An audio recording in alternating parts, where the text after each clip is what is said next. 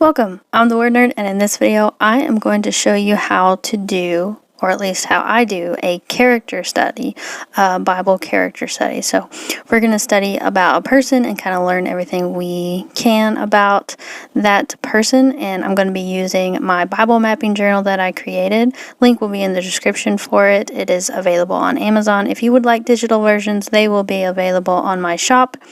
They have this journal has how-tos in the beginning, has guides for you to get you started, and so there is a character study guide, and like I said, I'll be loosely following this, and the resources that I'll be using is the NLT Illustrated Study Bible and the Unger's Bible Dictionary.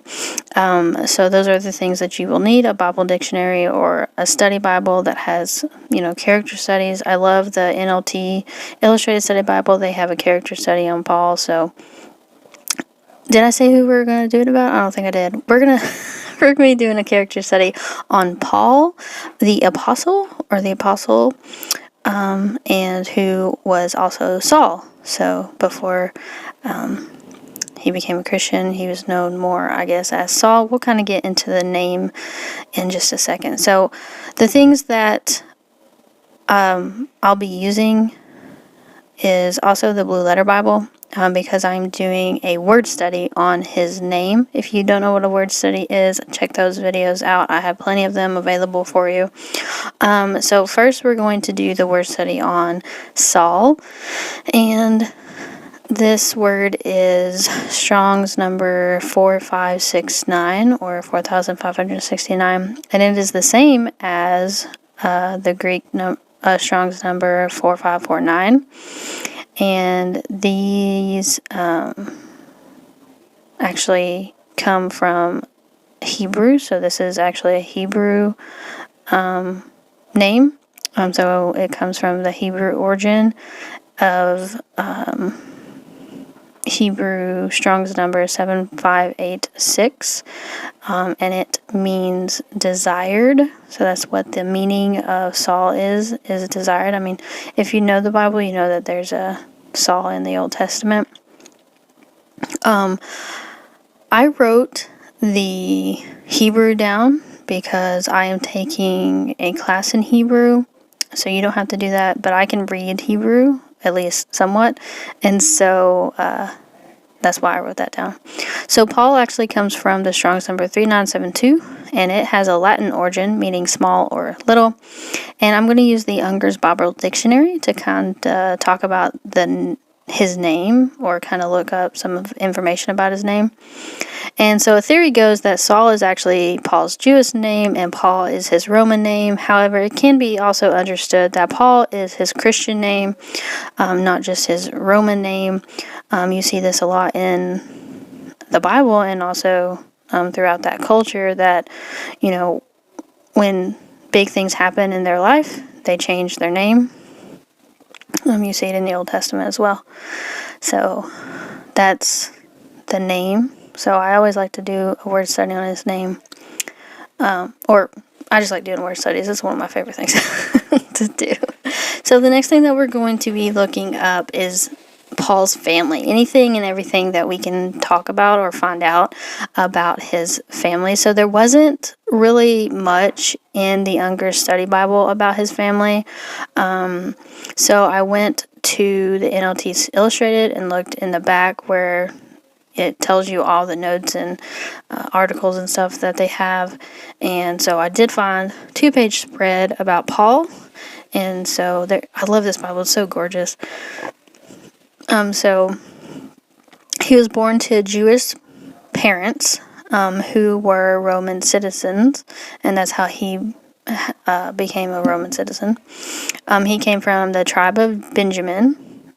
His father was a Pharisee, and we don't really know anything about his mother or other family members. So that's really all we know about his family. His father was a Pharisee. He comes from the tribe of Benjamin. They're Jewish, and they were Roman citizens. So that's all we got for the family, which is okay. So the next thing that I'm going to do is actually go ahead and write down a timeline of Paul. So a character study should be done I feel like after you've kind of read the Bible, so studying should be done after you read the entire Bible at least one time. In general, just study in general. And so you're going to have a little bit of kind of information prior to this study, but this is really to consolidate all the information in one place. And I think it better gives you an understanding of the person or the character that you're studying as a whole. And so Paul has a very interesting timeline. So the Illustrated Study Bible had a timeline, and I decided to write that down because I think it's important. So the beginning is, between 33 and 34 AD, Saul persecutes the church, and then around 34 AD, Saul gets converted to Christianity on the road to Damascus. Jesus appears to him. 35 AD, Saul's retreat to Arabia, and Saul is sent to Tarsus. And then it goes on to his first journey, the council in Jerusalem, his second ministry journal, third ministry journal. He travels to Jerusalem. He gets imprisoned. He goes to Rome, is imprisoned in Rome, gets released, and then goes back to Rome and is in prison. And then history says that he was most likely martyred in Rome under Nero.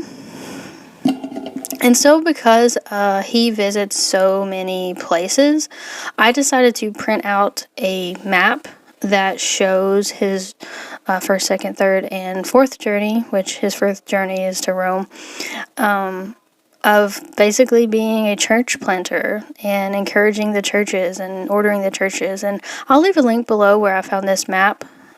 So if you wanted to put it on yours.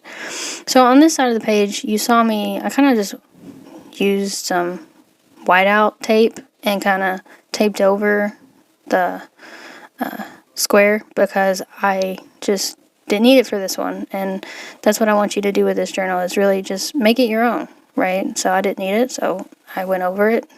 And yeah. So on this side, we're just going to write down some facts about Paul. So one fact is he wrote 13 or 14 letters of the New Testament. Some were written to whole churches and others were written to individuals. This includes Galatians, 1st and 2nd Thessalonians, 1st and 2nd Corinthians, Romans, Ephesians, Philippians, Colossians, Philemon, Titus, 1st and 2nd Timothy, and some scholars, some people say that he wrote Hebrews.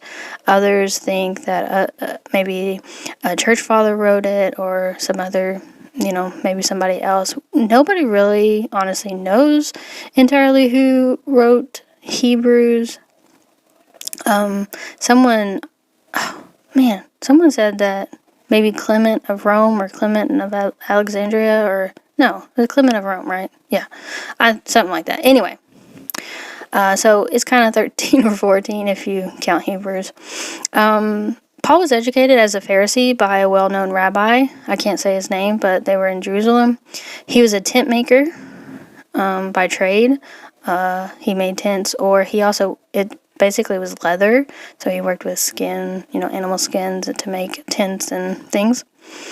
He was a church planter, and he was a leading persecutor of the early Christians as a young man. In Acts 4, I want to say, it talks about him being at the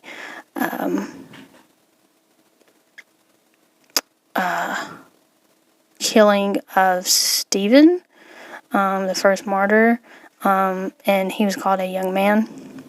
But he was radically converted on the road to Damascus as he was going to persecute the church and bring people to prison. He was visited by Jesus himself. He became the apostle to the Gentiles, and he suffered much for his faith in Christ.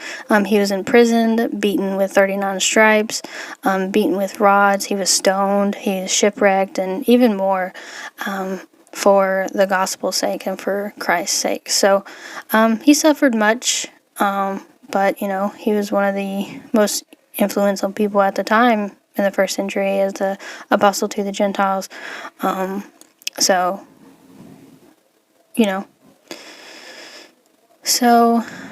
I'm just kind of connecting everything to the center, showing that it is about Paul, And just those are some like extra information that I gathered. And I like colors, so I'm going to add colors.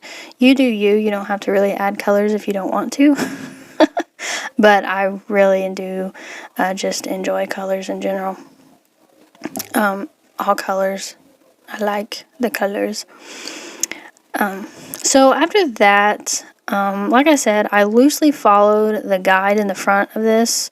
If you don't have this journal, don't want this journal, the character study guide is also on my website for free. So you can just download it for free if you don't have this journal.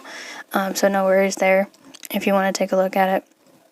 But like I said, I loosely followed it. I didn't like concretely follow it because it's just a guide for you to kind of think about the different things that you want to, information you want to gather about someone.